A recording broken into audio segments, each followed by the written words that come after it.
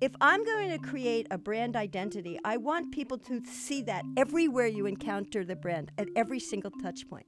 So I've got to design the design system, the brand system, so that you pay attention to the things I want you to pay attention to, and that you understand what the message is about the brand. The design and the visual features have to speak to the brand identity, the brand mantra. That's how it differs from a design system to a brand system. Welcome to The Ripple Effect, the podcast that takes you on a journey through the minds of Wharton faculty. I'm your host, Dan Loney, and in each episode, we'll be diving deep into the inspiration behind the groundbreaking research that Wharton professors have conducted and exploring how their findings resonate with the world today. The digital transformation continues to roll ahead, with the latest component being the impact that artificial intelligence is having and will have in the future. It also means that there is a greater focus on marketing, especially with the visual component. And that is the focus of a new book out by our two guests joining me here in studio. The book is titled Visual Marketing, a practical guide to the science of branding and retailing.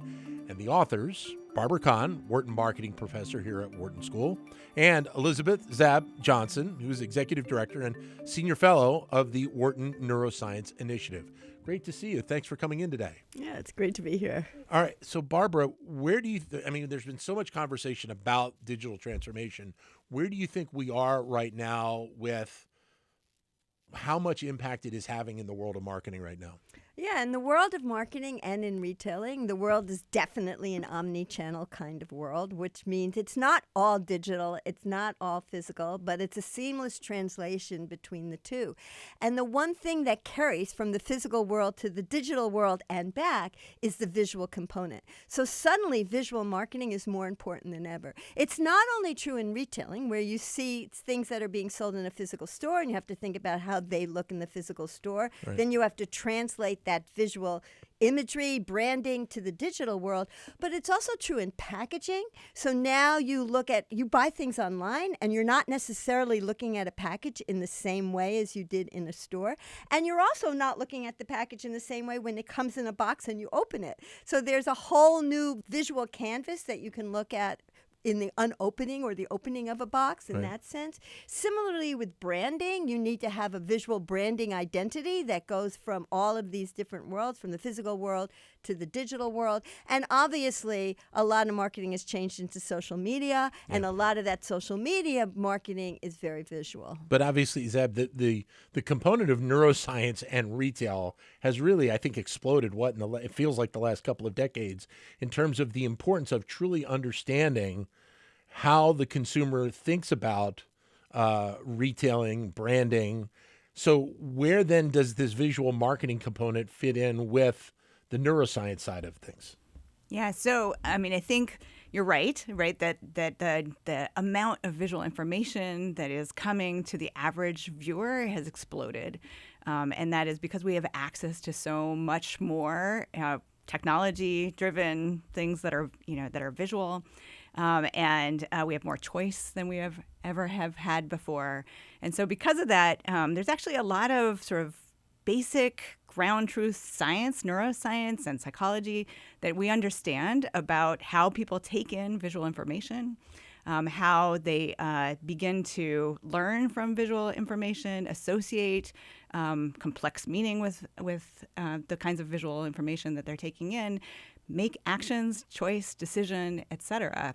And so, it was sort of that approach to sort of thinking about both the sort of optimizations that one can make if you understand the basic principles behind the way that we take in visual information and use it to guide our behaviors, and then thinking about how that could also be a challenge, right? And that there are some certain limitations, so ways to optimize for it, and then to sort of be much more aware of the kinds of limitations that the biology constraints. What's interesting, and you and I have talked about this to a degree before, Barbara, is the fact that with all of the kind of visual content that is out there, it's probably as challenging or maybe even as interesting for retailers, marketers than it ever has been, because there has been this transformation and we all live on our smartphones, and it's just kind of the big switch that we've been making the last 10 to 20 years. Yeah, so I mean, and that's kind of why we wrote this book, to kind of give a framework for how marketers can think about it.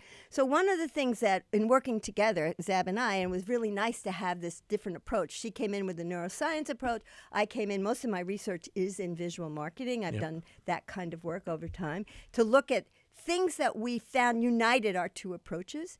And I think we came in with a new framework of what matters, what are the principles that matter in visual marketing, and how should a marketer think about it. The first thing, and I think Zab and I can speak to it in different ways, is the importance of attention. So when she's talking about all this choice and all of these different worlds, what matters to a marketer is what you focus on, what you pay attention to. Right. And we know certain visual properties that are going to drive attention. The second thing that matters is how quickly you can understand things. And that's going to be a notion of fluency.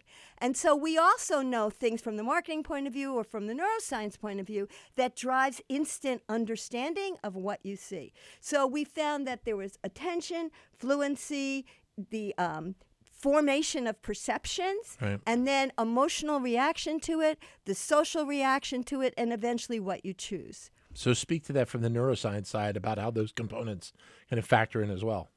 I mean, all of those things have underlying sort of biology underneath that. So for one thing, like one of the things that we start off with in the book is to really sort of debunk this idea that people have a shrinking attention span, for example.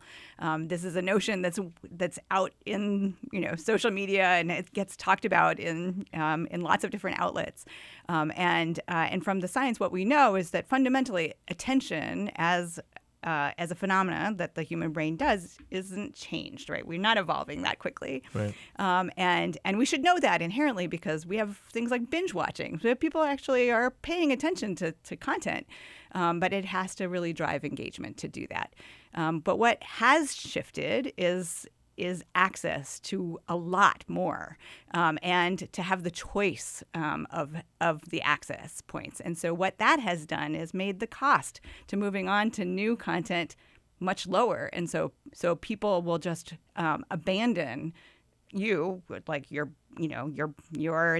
notion that you're trying to get across to them much more rapidly. So that means that as marketers, you actually have to get down to the basic principles of what biologically is going to drive that in the first place, and then use other principles to maintain engagement. And then, so what is that process then, Barbara, in making that quicker connection with the consumer because of this voluminous level of content that we have out there right now? Yeah, so maybe our attention spans are not biologically changing, but we all know we have like 2 seconds to Right. deal with anything. Right. And so what that says is, from a marketing point of view, if in the first 15 seconds I didn't engage you, I didn't get your attention, I have no chance. So you think about like these videos you watch or these ads you watch before you watch a YouTube content. Yeah. You've got to have something in the first 5 seconds that gets attention and associates the brand with that attention. So that's going to change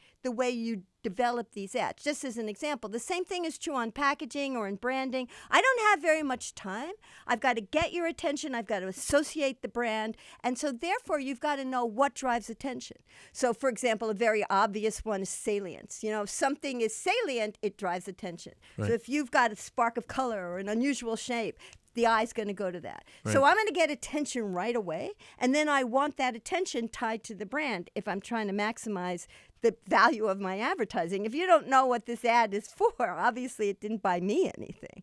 And that's the same thing with packaging. If I'm trying to create a certain perception about the product, I need to make those connections salient so you pay attention to it on the package, Right. and fluent so that you associate it with the brand or what I'm trying to sell. How then does that also impact that concept of branding, which we've talked about, especially in recent years? It feels like companies are more focused on brand than ever before, of what they want to do with that brand to deliver that message, connect with the consumer, but also doing so, especially with some products, with kind of the historic nature or the success that they've had in the past. Yeah, I couldn't agree with you more. I've been thinking about this a lot. As we get more and more sophisticated in marketing and all these other things, the one thing that continues to be true is the importance of brand. Yeah. Why would I pick one product over another? Because I identify with that brand.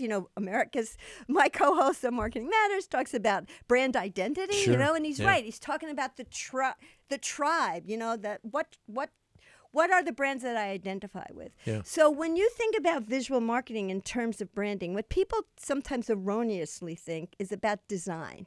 And yeah, the brand should look pretty, and we want people who have good eyes and know, what colors go together, what shapes go together. Sure. It does matter, but that's not what we're talking about with a visual brand identity. It gets back to those principles that I was talking about in the first place.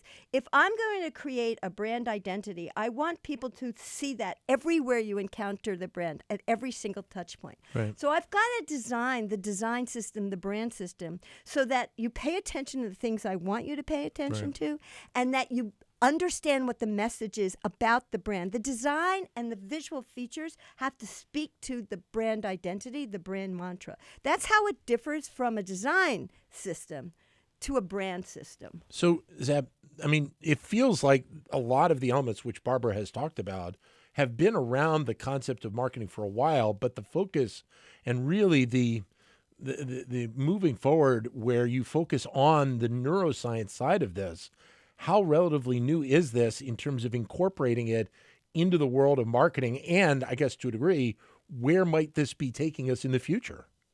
Yeah, so that's a great question. It is kind of new, right? Even though on the one hand, like these communities weren't actually not speaking to one another until very recently. And I think the explosion of analytics in companies means that actually marketing teams are getting more interdisciplinary. I think they are hiring people that have behavioral science backgrounds, neuroscience backgrounds, and that is influencing the kinds of choices that people are being presented with and the different environments that people are using. But it's slow, and I think what we found, and one of the reasons for the book, right, was to really reinforce that these things are really related, and that they should be taken together a lot, because some gut intuition from the marketing standpoint has a real basis in the science, but not all of it is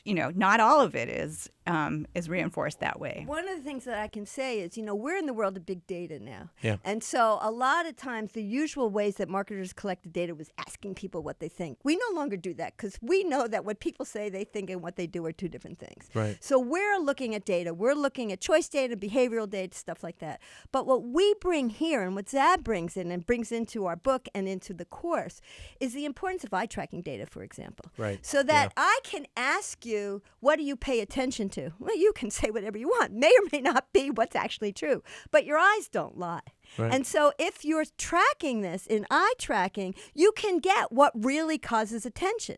And you can get how long you're looking at things and how much you're processing it. The time you spend looking at something is somewhat of a measure of how much processing you're doing about that thing. So the data now is as legitimate as the behavioral data is. It's not asking you what's matter, what you think about it. It's looking at what your body is really telling us. And then if you add MRI data and you add like perspiration and arousal data and all these other things, you can really test how these different visual systems are driving marketing response. Are we then, is it safe to say that we're kind of in the early stages of what could be an incredible growth to the impact that visual marketing is going to have on businesses, on consumers, on so much of our culture as we move forward here? Well, early stages, when somebody gets a good idea, it goes like rapid fire. Sure. So I think a lot of advertisers know this. They're, like I said, you've got 5 seconds in your ad to get there. People are going to go right through that ad. If I don't get your engagement, I'm done, right? So they'll take any tool they can get. So I'm involved in, Advertising Research Foundation. You are with that too, and Marketing Science Institute and things like that. And we know that these advertisers, these marketers, they're using these tools for sure. They're using eye tracking, they're using MRI, they're using time, they're using, in addition to customer analytics and purchase behavior and A/B testing and all of that. Yeah. But this is another mechanism. And what I love about it is it really focused on the importance of the visual cues. What do you think from this scientific side about this involvement and this emphasis that we're seeing around all of this important data around visual marketing? Well, I think it's a really exciting time, right? And I think that we have a lot to learn. I mean, that's one of the reasons why I love the academic side of things, is that we, like, from coming into dialogue with real applied learning, we have access actually to a suite of data we could never even dream of, right? And so I think this is just going to lead to such great work where you can take some of the academic neuroscience and now put it into practice and now see whether the theories hold at a scale and in the real environment, right? In the real world, right? Rather than in the constrained laboratory. And I think that's one of the most exciting situations that we have with this now. Great to have you both here. Thanks very much, Barbara, Zab. All the best. The book, again, by the way, is Visual Marketing, a practical guide to the science and branding of retailing. Pick it up. It's a great read. Thank you for listening to The Ripple Effect. We hope you found this episode informative and engaging. Don't forget to subscribe and leave us a review so that we can continue to bring you the best insight from the Wharton School.